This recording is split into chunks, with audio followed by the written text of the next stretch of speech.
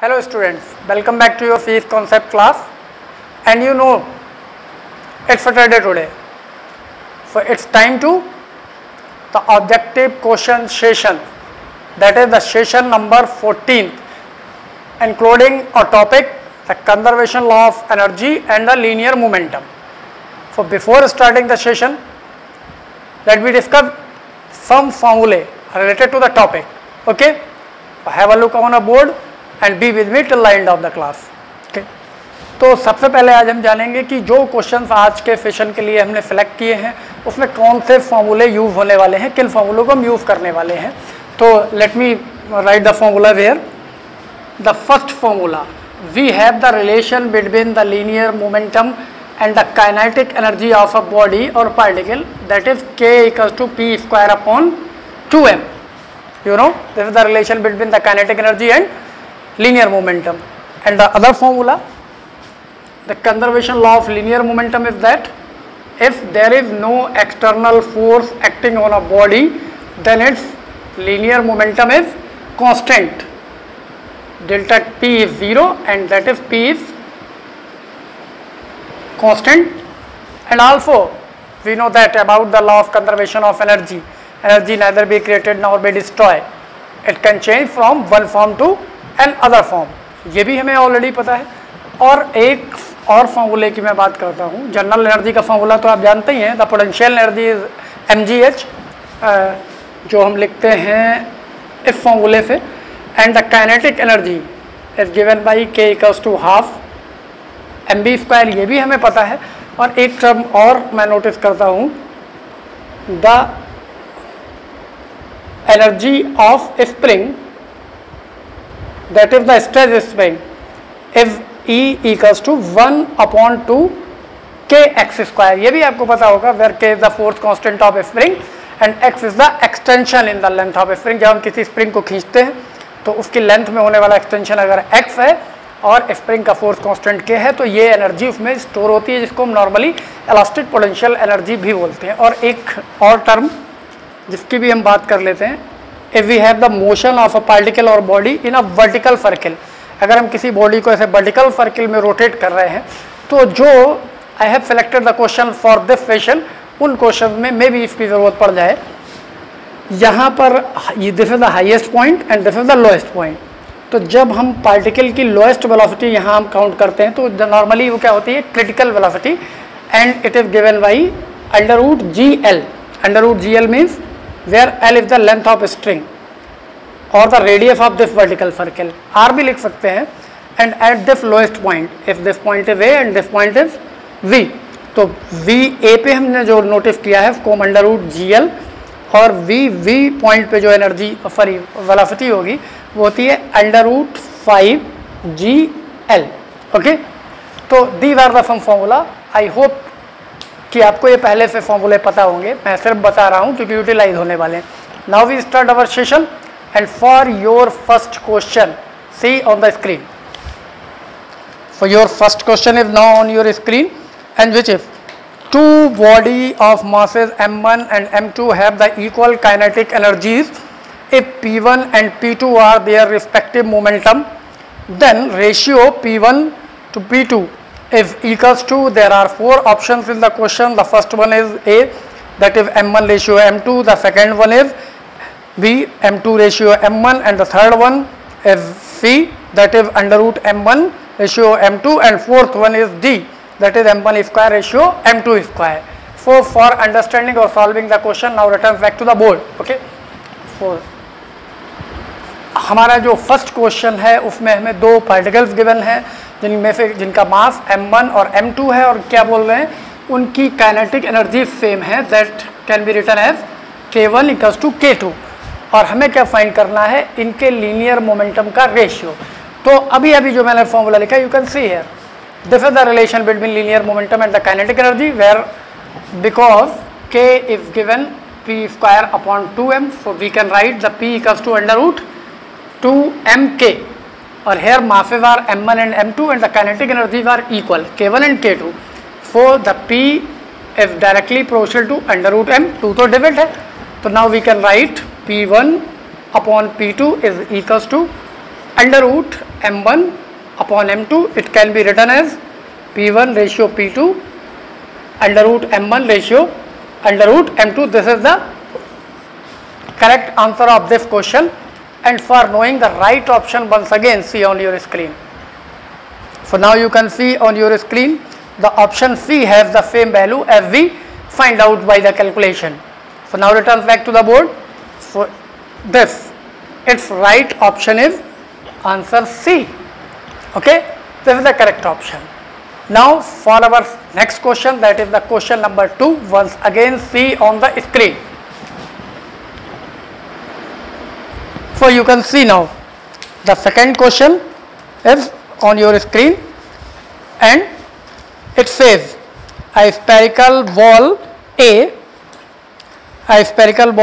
of mass 4 kg moving along a straight line strikes another spherical ball B of mass 1 kg at rest. After the collision, okay, after the collision A and B move with the velocity b1 meter per second and b2 meter per second respectively, making angles 30 degree and 60 degree with respect to the original direction of the motion A.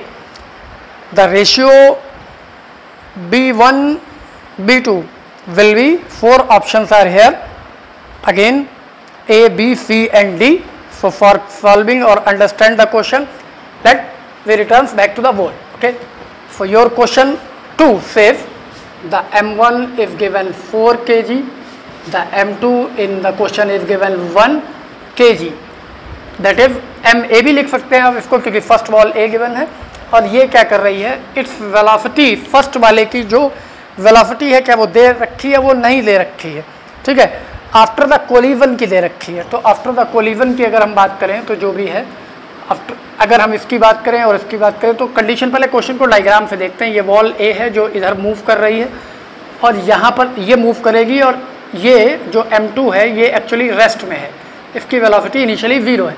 उसके बाद क्या हुआ, जब ये collide की तो ये 2 अलग अलग डायरेक्शन में चले गए, जिनमें से ए को हम इधर मान लेते हैं और बी को इधर मान लेते हैं।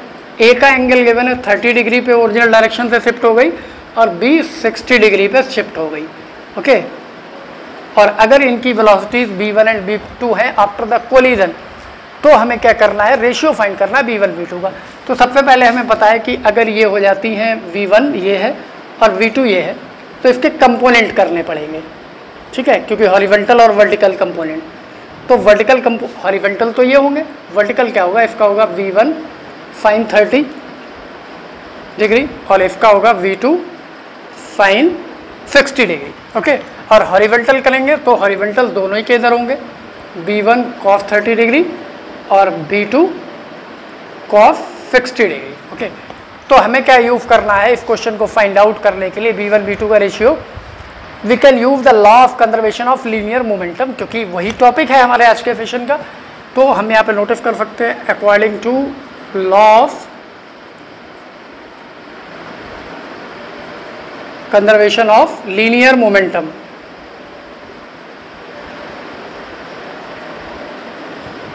ठीक है। तो फॉर बाई एक्सिस, अगर हम बाई एक्सिस पे लीनियर मोमेंटम की बात करें तो बिफोर द कोलिजन इसका डायरेक्शन की तरह हॉरिजॉन्टली मूव कर रहा है, means along the x axis, मतलब बाई डायरेक्शन में इसका कोई मोशन नहीं है। तो before the collision the momentum is 0, ना तो ए का कोई मोशन है ना कोई बी का मोशन है, किस डायरेक्शन में, वाई के डायरेक्शन में। लेकिन जब कोलिजन हुआ तो क्वेश्चन क्या कर रहा है, ए इस डायरेक्शन में चली गई और बी इस डायरेक्शन में चली गई। अब इनकी वेलोसिटी वर्टिकल डायरेक्शन में है बाई के अलोंग, ये वाली पॉजिटिव बाई एक्सिस के अलोंग है क्योंकि ये अपवर्ड है और ये वाली नेगेटिव बाई एक्सिस के अलोंग है। So we can write here m1 b1 sine 30 degree plus, और एक्चुअल में तो यहाँ प्लस है बट नेगेटिव बाई एक्सिस पे जा रहे हैं तो प्लस माइनस माइनस हो जाएगा, that is m2 v2 sign 60 degree. ठीक है, आप समझ रहे हो ना, मोमेंटम ले रहे हैं हम यहाँ पे, तो बिफोर तो 0 है, आफ्टर कोलिजन क्या होता है momentum, product of mass and velocity. तो मास क्या है फर्स्ट वाले का m1 और वेलोसिटी कितनी है वाई डायरेक्शन में b1 साइन 30, सेकेंड वाले का मास m2 है और वेलोसिटी कितनी है b2 sine 60 but downward that is negative. तो इसी को अगर मैनेज कर लें तो ये होगा m1 v1 sign 30 equals to m2 v2 sign 60। अगर हम यहाँ वैल्यूज प्लेस करते हैं तो m1 4 है, v1 अननोन है, sin 30 का मतलब 1/2 हो रहा है, m2 1 है और b2 भी अननोन है और sin 60 का मतलब √3/2 हो रहा है। ये 2 यहाँ से कैंसिल आउट हो जाएगा, हमें चाहिए b1/b2, तो b2 इधर आ जाएगा और ये 4 उधर चला जाएगा, दिस इज √3/4, तो that is v1/v2 is equals to √3/4. So this is the solution of this question. For knowing the right option, now once again return back to the screen. So now you can see on your screen the option A have the value √3/4. It means this option is correct. Now return back to the board. So the right option is, this is answer is option A is the correct answer. Okay, you can note down these questions by pausing the screen if you want, or if you understand properly then no need to note down. Now our question number 3. Okay, so for this question, see on your screen.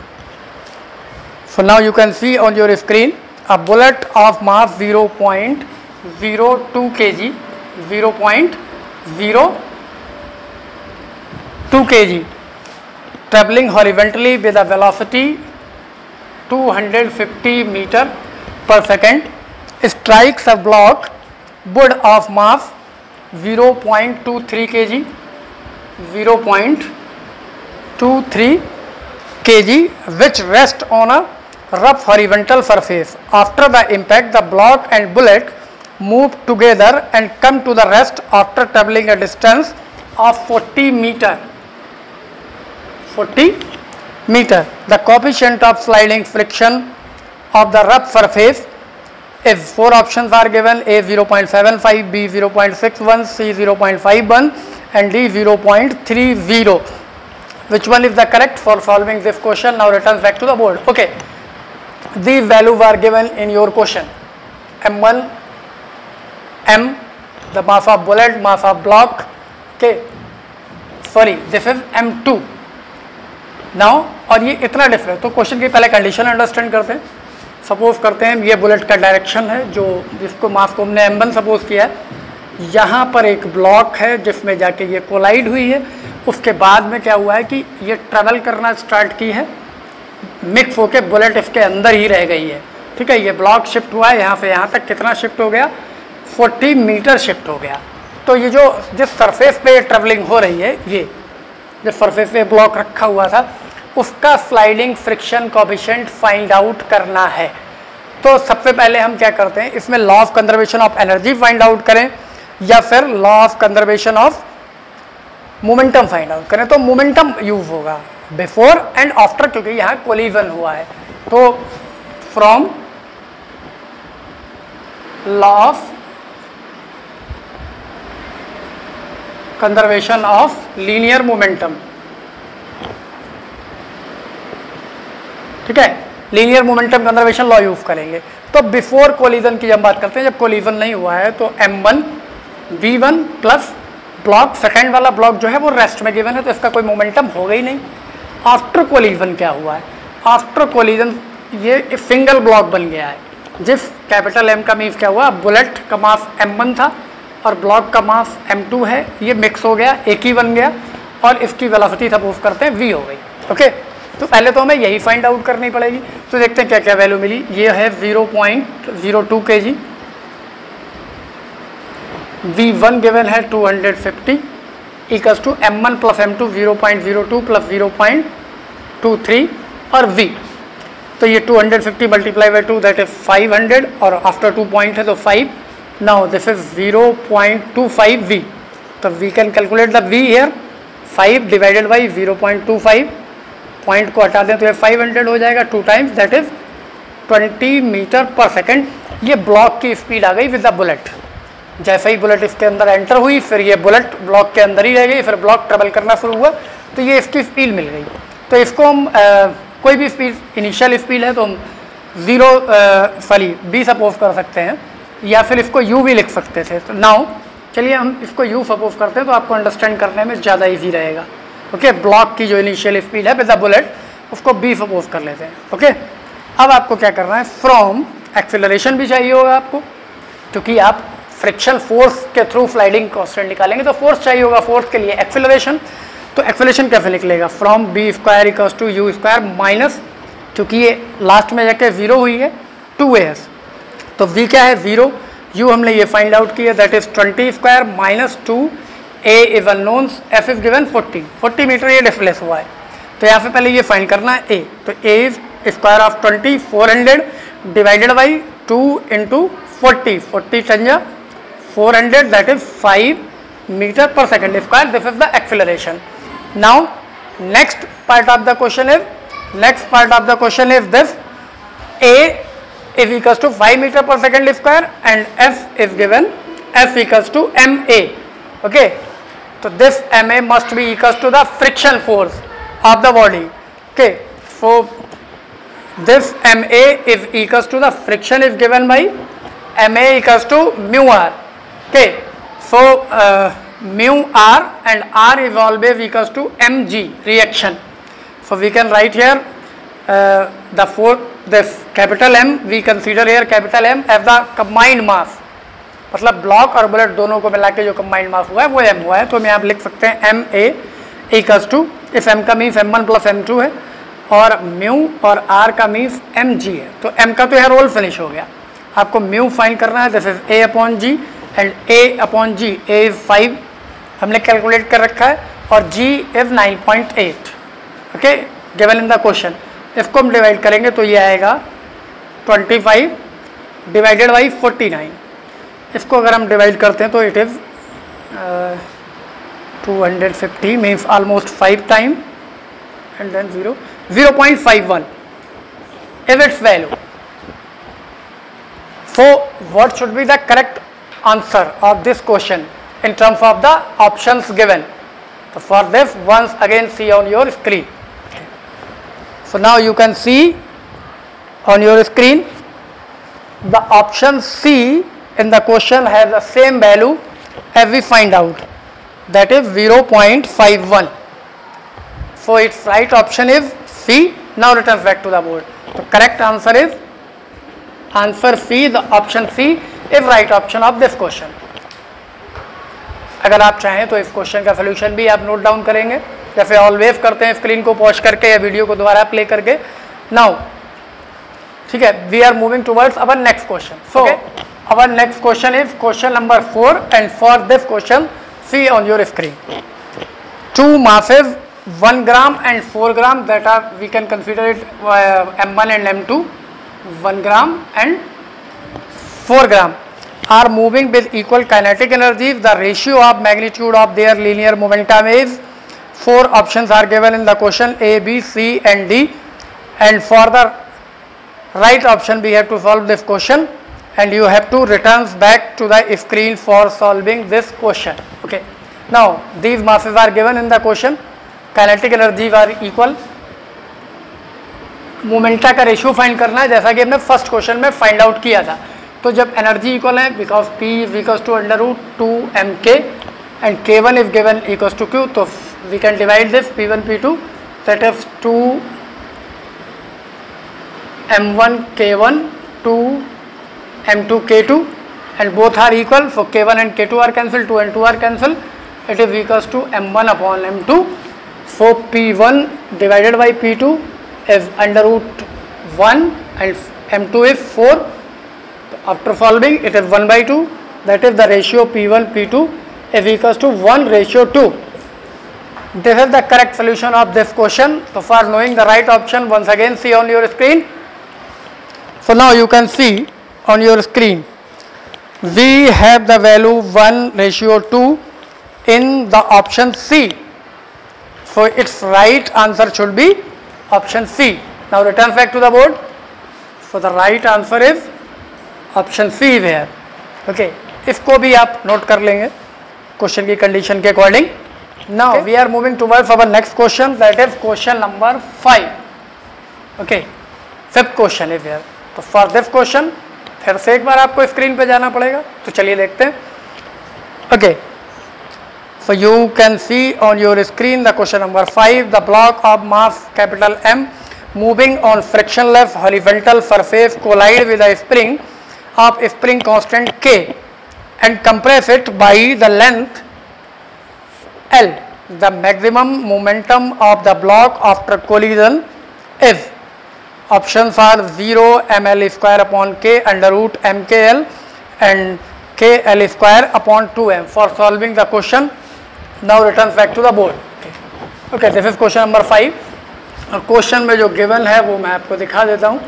यहाँ पर एक spring connect है इस तरीके से, यहाँ पर एक ब्लॉक रखा हुआ है इस m मास का, इसको जाके इससे कोलाइड करना है और कोलिजन के बाद आपको the maximum momentum after the collision आपको फाइंड आउट करना है। तो law of conservation of energy यहाँ वर्क करेगा। ठीक है, कैसे अभी मैं आपको बताता हूँ। लॉ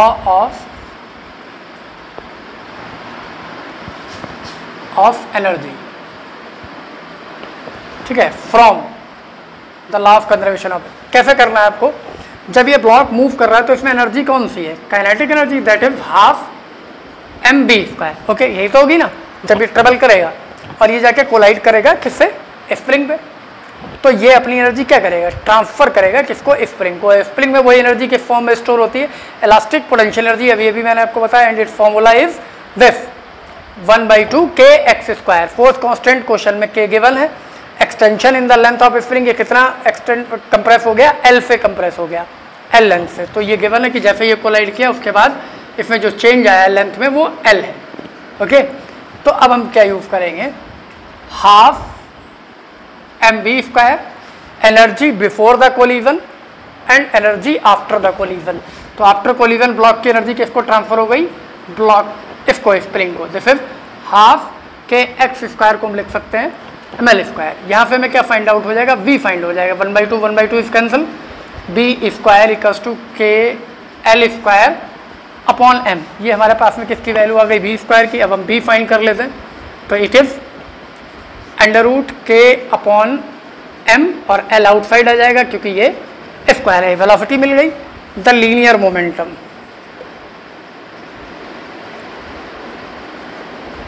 लीनियर मोमेंटम का फॉर्मूला क्या होता है, P इक्वल्स टू mv होना चाहिए।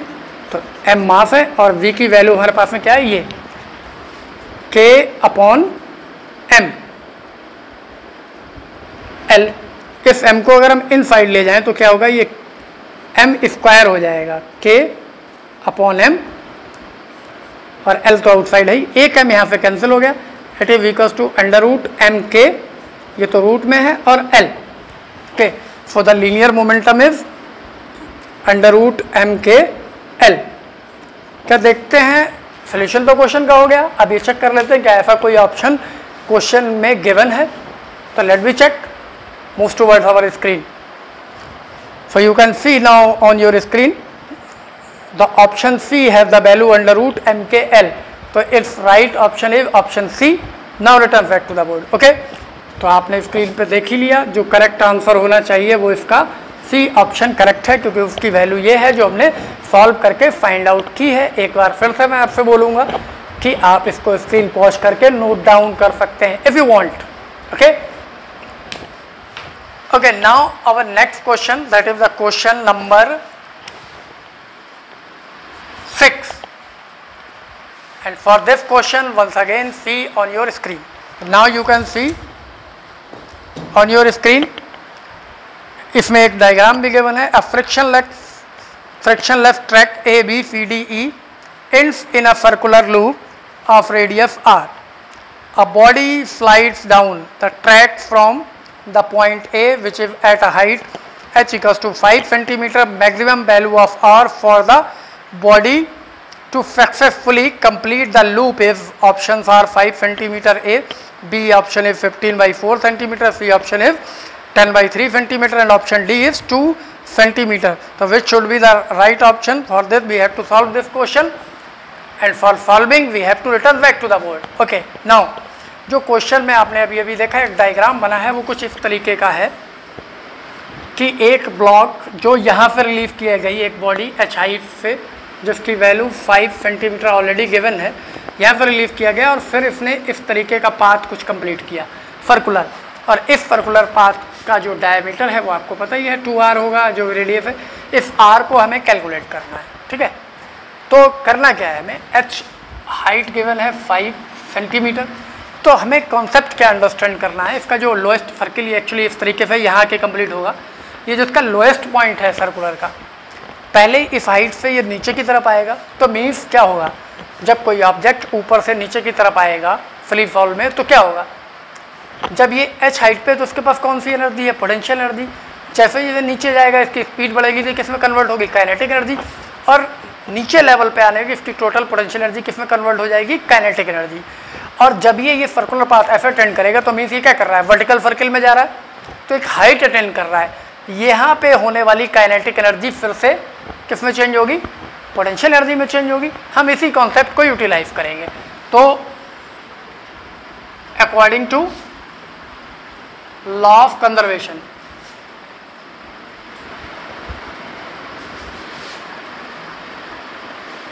एनर्जी, ठीक है, क्या होना चाहिए, ये जो इसका जो भी मास है mgh, it must be equals to half mb²।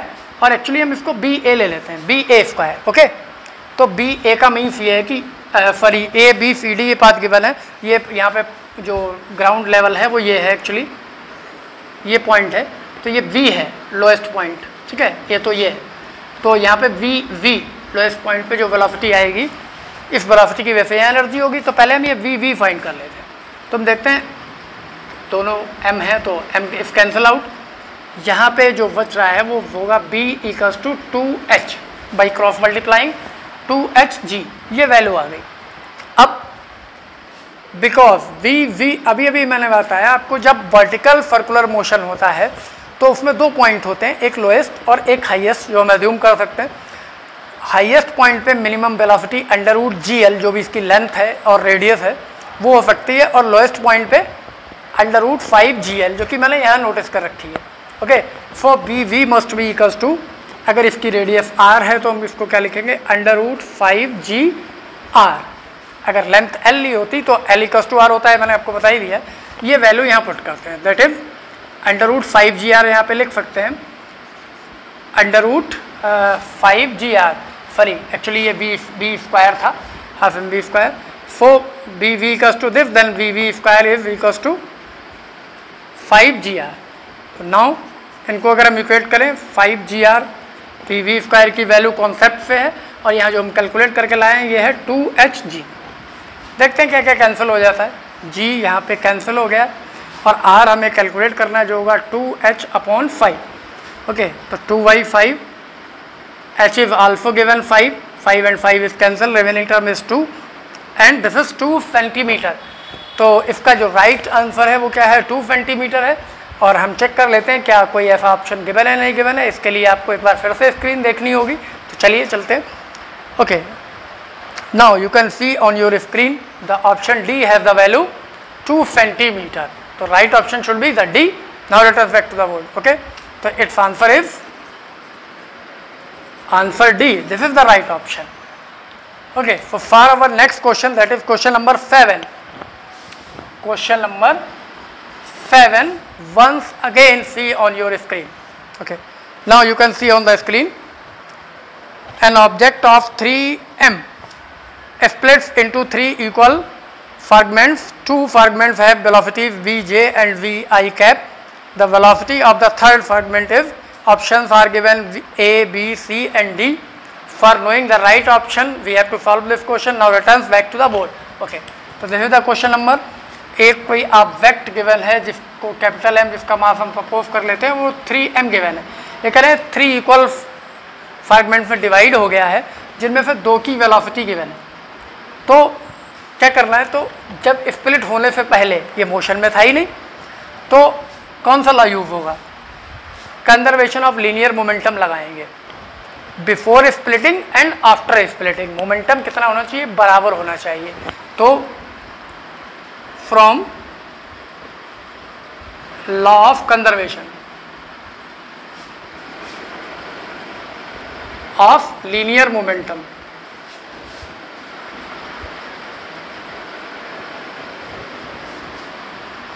Before तो ये 0 है और बाद में क्या कह रहा होगा इसका, सपोज करते हैं हमें ये निकालनी है v, थर्ड फ्रैगमेंट की वेलोसिटी क्या होगी। तो पहले वाले का मास 3 पार्ट में इक्वल में डिवाइड हुआ है तो 3m है तो m प्लस m हो जाएगा। तो फर्स्ट का m और एक की वेलोसिटी गिवन है v j कैप, ये इसका मोमेंटम हो गया, m इंटू वी होता है। दूसरे का भी मास m है और उसकी velocity v i cap given है, ये इसका मोमेंटम हो गया। और थर्ड का मास भी m है बट वेलोसिटी अननोन है, ये फाइंड आउट करनी है हमें। सिंपल सा हम फाइंड कर लेंगे। तो हम क्या करते हैं, एम वी को इधर ले जाते हैं क्योंकि इसको हमें सॉल्व करना है। इन दोनों में हमें m कॉमन मिल रहा है और इन दोनों पार्ट में हमें v कॉमन मिल रहा है, in bracket i cap plus j cap मिल रहा है। तो this m is cancel here, v equals to negative उधर शिफ्ट कर दें, v i cap plus j cap, this should be the velocity. Okay, तो हम देख सकते हैं कि क्या ऐसा कोई ऑप्शन है या नहीं है। इसके लिए हमें फिर से वंस अगेन स्क्रीन देखनी पड़ेगी। तो चलिए, ओके नाउ अब आप अपनी स्क्रीन पर देख पा रहे हैं जो ऑप्शन सी है minus B I plus J given है, इसका मतलब यही ऑप्शन करेक्ट है। जो हमने स्क्रीन पे देखा है वो ऑप्शन करेक्ट है। Okay, so for the right option now returns back to the board. So it's right option is option C. इसको भी आप ऐसे ही नोट करेंगे। Now our next question, and this is the last question of this session, the question number 8. So for this question, see on your screen.